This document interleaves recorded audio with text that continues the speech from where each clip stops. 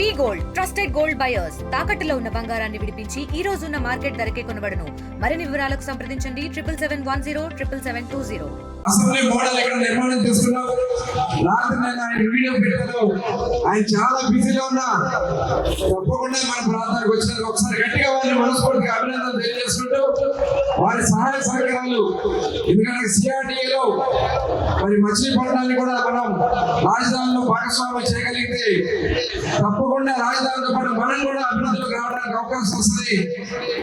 భారతదేశంలో కానీ ప్రపంచంలో కానీ అన్ని రాజధానులకి ఒక పోర్ట్ ఉంటుంది. ఖచ్చితంగా మన అమరావతి కూడా మన మచిలీపట్నం పోర్టే ఆధారం కాబోతా ఉంది. అందుకే గేట్వే ఆఫ్ అమరావతి మన మచిలీపట్నాన్ని మరొకసారి తెలియజేసుకుంటూ నారాయణ గారికి ఒకసారి గట్టిగా మనందరూ కూడా అభినందన తెలియజేసుకుని మాట్లాడవలసిందే కోరుతాం. ఈరోజు ఉదయం పనిచేశారు. మీరు ఎటువంటి పరిస్థితులు కూడా ఈవినింగ్ రావాలని ప్రోగ్రామ్ ఉంది, నేను పోవాలంటే కాదు రావాలన్నారు. ఆ ప్రోగ్రామ్ క్యాన్సిల్ చేసుకొని ఇక్కడికి వచ్చాను.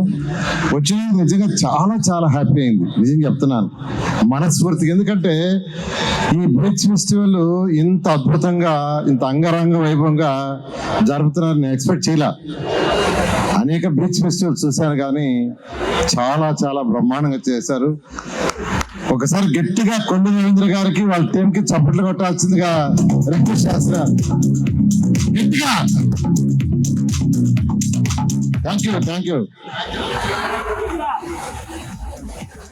ఈరోజు ఈ యొక్క కార్యక్రమాన్ని చక్కగా అరేంజ్ చేసిన మంత్రివర్యులు కొండ రవీంద్ర గారికి మరియు టూరిజం డిపార్ట్మెంట్ మంత్రివర్యులు వాళ్ళ సిబ్బందికి, అదేవిధంగా స్పోర్ట్స్ క్రీడారంగం అధికారులకి, మంత్రివర్యులకి మరియు ప్రజాప్రతినిధులకు, జిల్లా కలెక్టర్కు, అధికారులకు అందరూ కూడా నిజంగా నేను ప్రత్యేకంగా అభినందిస్తున్నాను. ఎందుకంటే చాలా చాలా చక్కగా అరేంజ్ చేశారు. ఇక్కడికి రాగానే గేట్వే ఆఫ్ అమరావతి అని 80 అడుగులతో అసెంబ్లీ యొక్క రూపాన్ని ఇక్కడ పెట్టారు. నేను అడిగాను రవీంద్ర గారిని, అది ఎన్ని రోజులు ఉంటుంది, ఈ ఫెస్టివల్ 4 రోజులు కదా, 4 రోజులు తీసేస్తారంటే లేదు సార్ 10 సంవత్సరాలు చెక్కు చెడగా ఉండేటట్టుగా దాన్ని చేశామన్నారు. నిజంగా చాలా సంతోషం. మేము కూడా అక్కడ నిలబడి ఫోటోలు తీసుకున్నాం. తర్వాత 100 అడుగులతో చక్కటి యొక్క పతాకాన్ని యాక్చువల్ గా ఏర్పాటు చేశారు. వీటన్నిటికంటే కూడా ఇంపార్టెంట్, ఒక ఫెస్టివల్లో ఏదైతే కావాలో ఫుడ్ కోర్ట్స్ కావచ్చు, అంటే చుట్టుపక్కల ఉన్న జిల్లాల యొక్క అనేక రుచులు ఫుడ్కి సంబంధించిన ఏర్పాటు చేశారు. ఆట పాటలు ఏర్పాటు చేశారు. అన్నిటికంటే కబడ్డీ పోటీలు, నేషనల్ కబడ్డీ పోటీలని 12వ జాతీయ కబడ్డీ పోటీలు ఏర్పాటు చేశారు. దానికి 24 రాష్ట్రాల నుంచి పురుషులు, 21 రాష్ట్రాల నుంచి మహిళలు 600 మంది పోటీలకు వచ్చారు ఇక్కడికి ఆడటానికి. నేను మంత్రివర్యులు కూడా అక్కడికి పోయిన తర్వాత అక్కడ చూసిన తర్వాత మేము కూడా గ్యాలరీలో కూర్చున్నాం. మా ఇద్దరికి అక్కడ సపరేట్ గా స్టేజ్ అరేంజ్ చేస్తే వద్దు మేము కూడా వాళ్ళతో పోయి కూర్చుంటామని అందరితో చక్కగా గ్యాలరీలో కూర్చొని ఇద్దరు ఎంజాయ్ చేసాం. అలాంటి ఏర్పాటు చేసిన కొండ రవీంద్రకి, మచిలీపట్నం అధికారులకి ప్రత్యేక ధన్యవాదాలు తెలియజేస్తున్నాను. అదేవిధంగా 3వ జాతీయ కయాకింగ్ పోటీల్ని చాలా చక్కగా అరేంజ్ చేశారు. దీనికి కూడా 16 రాష్ట్రాల నుంచి 600 మంది వచ్చారు.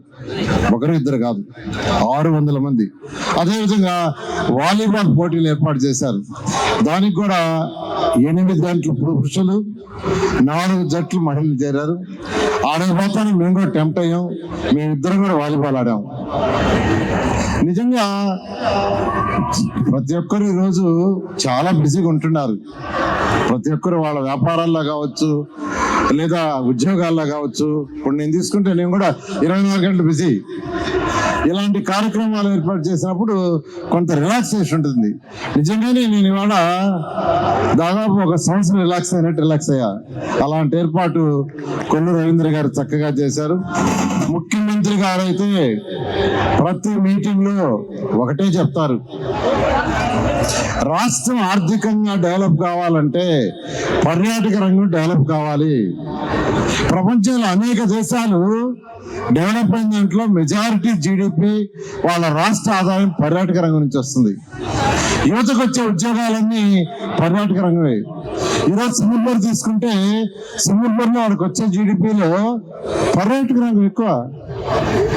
అనేక దేశాలు అదే ప్రతి మీటింగ్ లో అదే మాట్లాడతారు.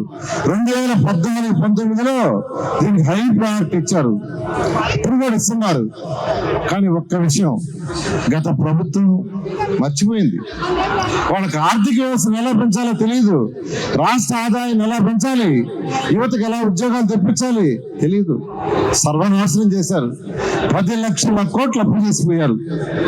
ఎవరు కట్టాలి? ఇది మనమే. మనం కట్టే ట్యాక్సుల్లో ఈరోజు ప్రభుత్వం కడుతుంది. ఆర్థిక వ్యవస్థ నడపటం ఇష్టం లేకే వాళ్ళు ఇష్టం వచ్చినట్టు చేశారు. దానికి ఉదాహరణ ఈ మచిలీపట్నంలో ఈ బీచ్ ఫెస్టివలే. ఇది 2018లో కండక్ట్ చేశారు. మళ్ళా 2024లో ఈ బీచ్ ఫెస్టివల్స్ వస్తున్నాయి ఇక్కడ. అంటే గత 5 సంవత్సరాల్లో ఈ బీచ్ ఫెస్టివల్ జరపలా.